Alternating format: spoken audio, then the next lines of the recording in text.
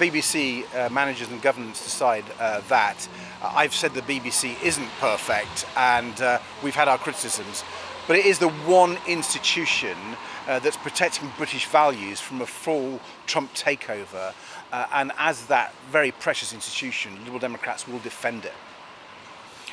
I think the board of the BBC certainly have questions to answer about how they have handled this, but I think the key issue for politicians today is, are they going to defend the institution of the BBC? It's a world-leading institution, the most trusted media institution in the world, and we should protect it. That's why I have written to the Prime Minister, Keir Starmer, Kemi Badenoch and Nigel Farage to see if they'll join me in criticising Donald Trump, who is undermining the BBC with his comments, attacking the leadership, calling BBC journalists corrupt, and with his press secretary suggesting that people should watch GB News. That's a level of interference in our media which is unprecedented, and I hope other political leaders will join the Liberal Democrats in calling President Trump out.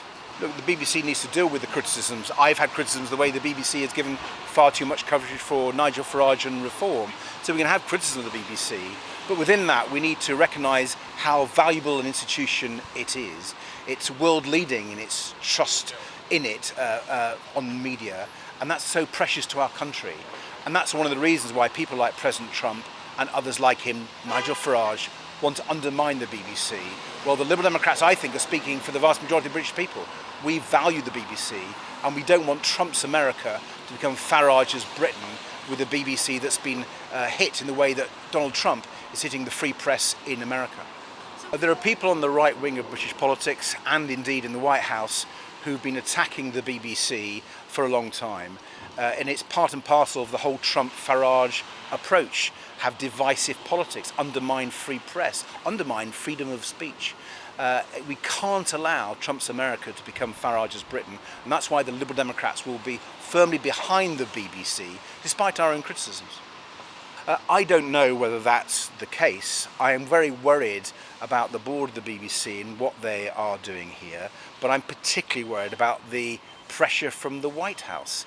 It is unprecedented that the President of the United States should call BBC journalists corrupt, and his press secretary to tell them to watch other channels. That's an interference from a foreign leader, which I know he wouldn't stand if we did it to the US.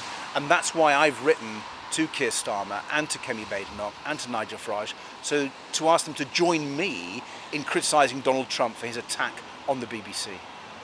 No, I think the BBC News is the most trusted news source in the world, and we should be really proud of it. It's typical of British values. Of course, there's the odd mistake they make. I have to say, Donald Trump makes many, many more, as does Nigel Farage.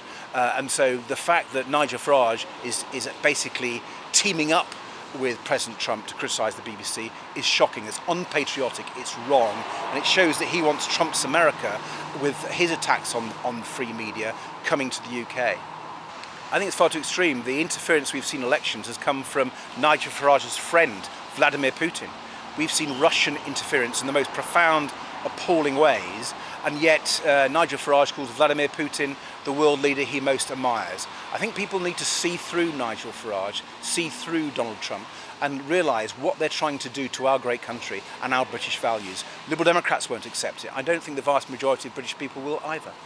I'm slightly worried, to be honest. That's why I've written to Keir Starmer and Kemi Badenoch and Nigel Farage, in the hope that they will back me to criticise Donald Trump for his attack on our BBC. I don't want to be the only party leader defending the BBC. I hope others come and join me.